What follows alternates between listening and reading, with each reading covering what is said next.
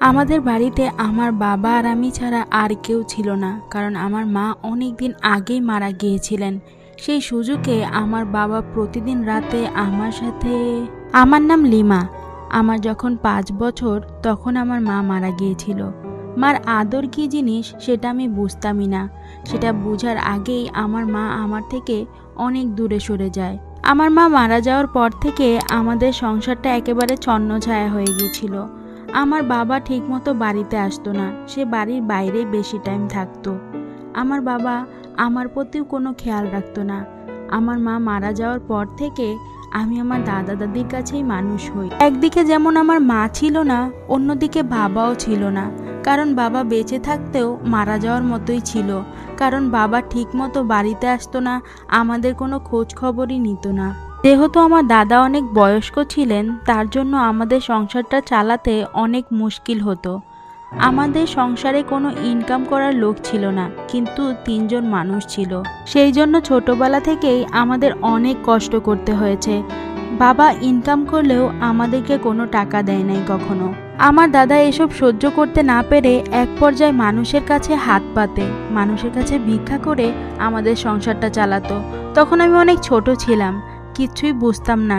কিন্তু যখন আমি আস্তে আস্তে বড় হতে লাগলাম, বিষয়গুলো বুঝতে লাগলাম, আমার অনেক খারাপ লাগতো। এরপর আমার যখন 14 বছর শেষ হয়ে 15 বছরে পড়লো, হঠাৎ করে আমার দাদাও মারা গেল। তখন আমার আর দাদির অবস্থা অনেক খারাপ হয়ে গেল, কারণ আমাদের এই পৃথিবীতে আর কেউ ছিল না। আমরা প্রায় সময় 2 জন কান্নাকাটি করতাম। এমনও হতো আমি আর দাদি 3 বেলা ঠিকমতো খেতেও পেতাম না। সারাদিনে মাত্র 1 বেলা খেতাম, আর বাকি 2 বেলা পানি খেয়ে থাকতাম। আমার আর আমার দাদির প্রচুর কষ্ট হতো। এরপর দাদি একদিন আমাকে বলে যে আমি তোর দাদার মতো মানুষের কাছে ভিক্ষা করি, আর যদি আমরা ভিক্ষা না করি তাহলে তুই আর আমি বেঁচে থাকতে পারবো না। আমি যে আমার দাদিকে ঠিক কি বলবো কিছুই বুঝতে পারছিলাম না, কারণ দাদি যদি মানুষের কাছে হাত না পাতে তাহলে হয়তো আসলে আমি আর দাদি না খেয়ে মারা পড়বো। এসবের মধ্যে হঠাৎ করে প্রায় 10 বছর পরে আমার বাবা বাড়িতে আসলো। আমার বাবা বাড়িতে আসার পরে আমার দাদি প্রচুর খুশি হয়েছিল, কারণ তার ছেলেকে প্রায় 10 বছর পরে সে দেখছিল। আমার দাদি তো ভেবেই নিয়েছিল যে মৃত্যুর আগে হয়তো আর তার ছেলেকে কোনোদিন দেখতে পারবে না। আমার দাদার তো এমন ভাগ্য ছিল, মৃত্যুর আগে তার ছেলেকেও দেখতে পারিনি। এরপরে আমার বাবা এসে আমাদেরকে বলে যে তোদের আর কোনো চিন্তা নেই, আজকে থেকে তোদের সব খরচ আমিই চালাবো। আমি মনে মনে চিন্তা করলাম যে মহান সৃষ্টিকর্তা হয়তো আমাদের ওপর মুখ তুলে চেয়েছেন। এরপর থেকে আমরা অনেক ভালোভাবে থাকতে শুরু করলাম। আমার বাবা আমাদের সব খরচ বহন করত। আমার দাদি অনেক খুশি ছিলেন। এতদিন আমার দাদি যে কষ্টটা করেছিল, আজ বাবা আসার পরে সেই কষ্টটা তার দূর হয়েছে। আমরা আবার ভালো থাকতে শুরু করলাম। এরকম করে প্রায় 2টা বছর কেটে গেল। 2 বছর কাটার পরে আমার জীবনে একটা নতুন ঝড় আসলো। হঠাৎ করে আমার দাদি আমাদেরকে ছেড়ে চলে গেলেন। আমার দাদি মারা যাওয়ার পরে আমি প্রচুর কষ্ট পেয়েছিলাম, কারণ আমার জীবনে আমার দাদা দাদি ছাড়া আর কেউ ছিল না। হয়তো বাবা এখন এসেছে, কিন্তু আমার দাদা দাদিকে নিয়েই আমার জীবনটা ছিল। দাদা আগেই চলে গিয়েছিল। দাদার মৃত্যুতেও আমি কষ্ট পেয়েছিলাম, কিন্তু দাদি মারা যাওয়ার পরে আমি যেন সহ্য করতে পারছিলাম না। আমার ভীষণ কষ্ট হচ্ছিল। এরপর আমার বাবা আমাকে অনেক বুঝালো। বাবা বলল, এই পৃথিবীতে কেউ চিরস্থায়ী নয়, সবারই একদিন যেতে হবে। বাবা আমাকে আরও বলল, তোর যেমন কষ্ট হচ্ছে আমারও কষ্ট হচ্ছে, কিন্তু একটা জিনিস মনে রাখিস, সবারই একদিন মরতে হবে। তোকেও মরতে হবে, আমাকেও মরতে হবে। তাই বলবো যে এত কষ্ট পাস না। কিন্তু আমি আমার মনকে কোনোভাবেই বোঝাতে পারছিলাম না, কারণ আমার জীবনের সাথে অন্তরঙ্গভাবে জড়িয়ে ছিল আমার দাদি। আমি আমার দাদির সাথেই ঘুমাতাম, এখন আমি ঠিকমতো ঘুমাতেও পারি না। এরকমভাবে আমার দিন যেতে লাগলো। আমার মন অনেক খারাপ থাকে বলে একদিন বাবা আমাকে বলল বাইরে কোথাও ঘুরতে নিয়ে যাবে। তারপর একদিন আমি বাবার সাথে বাইরে ঘুরতে বেরোলাম। সারাদিন আমি আর বাবা ঘুরলাম। সেদিন আমার মনটা একটু হালকা হয়েছিল, কারণ আমি সবসময় বাড়ির ভিতরেই থাকতাম। আর বাড়ির ভিতরে থাকার কারণে দাদির কথা আরও বেশি বেশি মনে পড়তো। যেদিকে তাকাতাম মনে হতো দাদি আমার সামনে আছে, সেই জন্য আমার আরও বেশি কষ্ট হতো। আর সেই কারণেই বাবা চিন্তা করলো যে আমাকে নিয়ে ঘুরতে বেরোবে। একদিন আমরা অনেকটা সময় ঘোরাফেরার পরে সন্ধ্যার সময় খাওয়া দাওয়া করে তারপরে বাড়িতে আসলাম। তারপরে বাবা বুঝতে পারলো যে আমার মনটা এখন একটু ভালো হয়েছে। আমি আর বাবা বাড়িতে আসার পরে বাবা আমাকে বলল, তোর যদি রাতে বেশি ভয় করে তাহলে তুই আমার সাথে ঘুমাতে পারিস। কিন্তু আমি মনে মনে চিন্তা করলাম যে আমি এখন বড় হয়েছি, বাবার সাথে কিভাবে ঘুমাবো।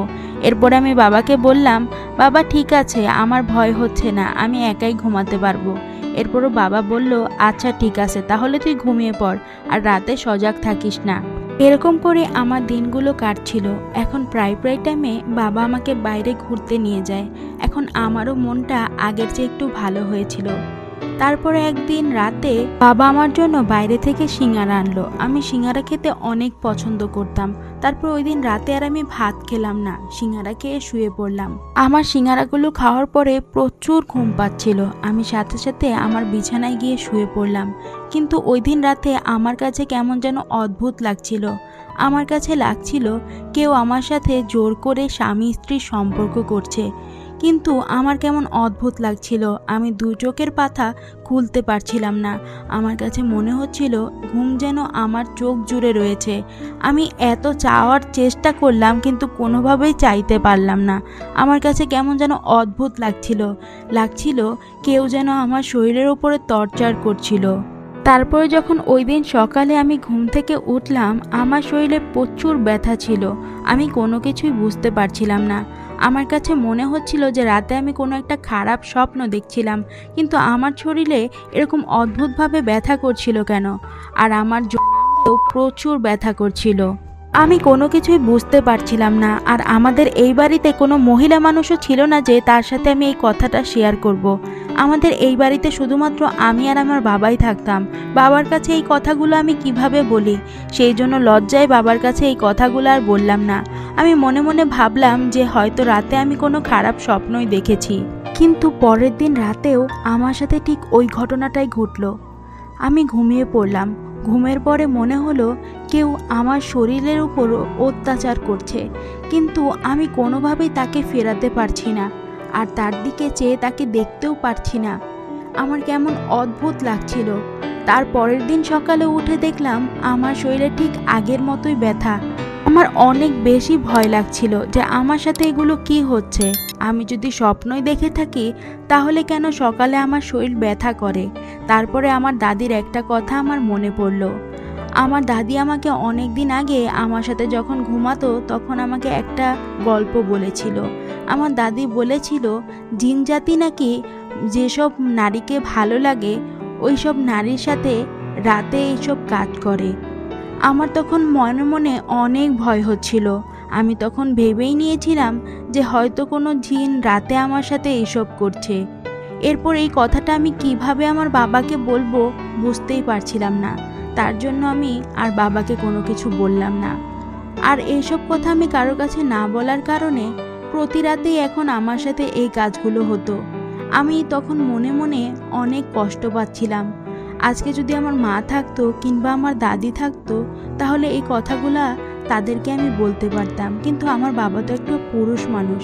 আমার বাবার কাছে এই কথাগুলো আমি কিভাবে বলবো? এই কথাগুলো তো অনেক লজ্জারও কথা।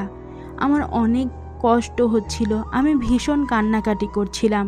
এখন আমার রাতে ঘুমাতেও ভয় করতো, কারণ রাতে আমি ঘুমাবার পরেই আমার সাথে ওই ঘটনাটা ঘটতো। আমি প্রতিদিন রাতে চাইতাম যে আমি আর ঘুমাবো না, কিন্তু রাতে খাওয়া দাওয়ার পরে আমার চোখ জুড়ে যেন কত বেশি ঘুম আসতো আমি বোঝাতে পারবো না। আমি চেয়ে থাকতে পারতাম না। আমি রাতে খাওয়া দাওয়ার পরে সাথে সাথে বিছানায় গিয়ে শুলেই ঘুমিয়ে পড়তাম। আর ঘুমানোর পরেই কে যেন একটা আসতো আমার ঘরে, আমার সাথে জোর করে স্বামী স্ত্রীর সম্পর্ক করত। আর আমি সব কিছু বুঝতে পারতাম, কিন্তু তাকে আমার শরীরের উপর থেকে সরাতেও পারতাম না, আর তাকে দেখতেও পারতাম না। এরপর হঠাৎ করে একদিন আমার মনে একটু অন্যরকম চিন্তা আসলো যে আমাদের এই বাড়িতে তো আমার বাবা ছাড়া অন্য কোনো পুরুষ নেই, তাহলে কি আমার বাবা আমার সাথে কিছু করছে? আর তাছাড়া প্রতিদিন রাতে আমি খাওয়ার পরে ঘুমিয়ে পড়ি, আর আগে তো আমার এত ঘুম ছিল না, কিন্তু এখন আমি সাথে সাথে কিভাবে ঘুমিয়ে পড়ি। আর মনে মনে এইসব চিন্তা করছিলাম, আর নিজের উপর অনেক ঘৃণাও হচ্ছিল যে আমি এসব কি চিন্তা করছি। আমার বাবা কি কখনো আমার সাথে এসব কাজ করতে পারবে? তারপরে মনকে বুঝালাম যে আজকাল সব কিছুই হতে পারে। সেই জন্য আমি নিজে নিজে একটা বুদ্ধি করলাম।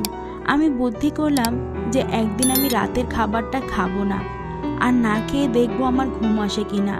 আর তাহলে আমি বুঝতে পারবো রাতে কে আমার ঘরে আসে আর কে আমার সাথে ওই কাজগুলো করে। এরপর রাতে যখন আমার বাবা খাবার টাবার রেডি করে আমাকে খাবারের জন্য ডাকছিল, তখন আমি ওইখানে গেলাম।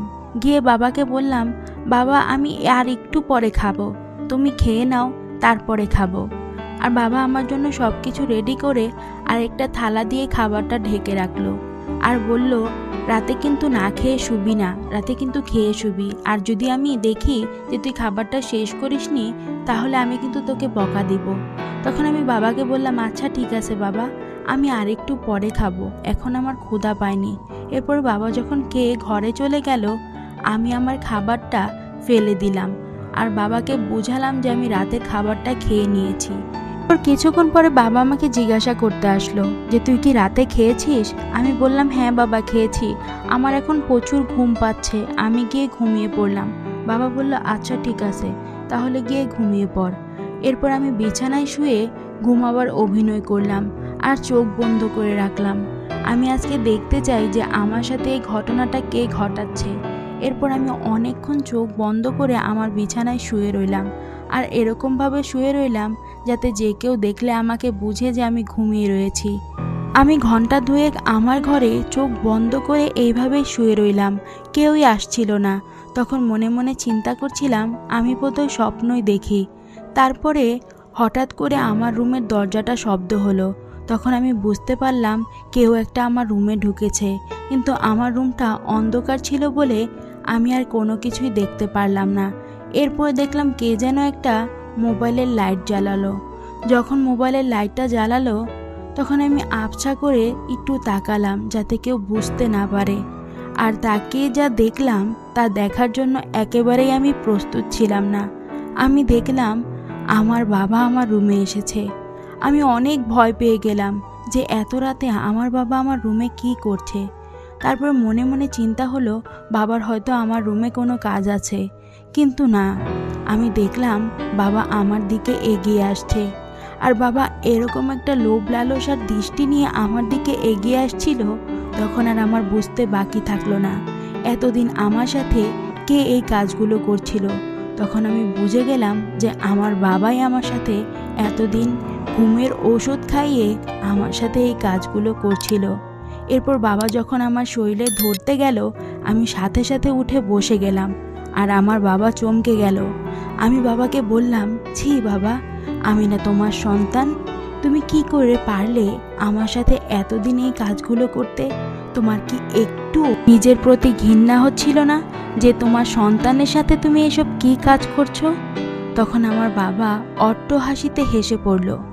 তখন আমার বাবা আমাকে বলল, তোকে আমি খাওয়াতে পারি, পড়াতে পারি, আর আমার চাহিদা মতো কাজ করলেই দোষ?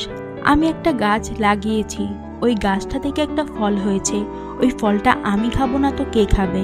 আমার বাবার এসব কথা শুনে তার প্রতি আমার অনেক ঘৃণা হচ্ছিল।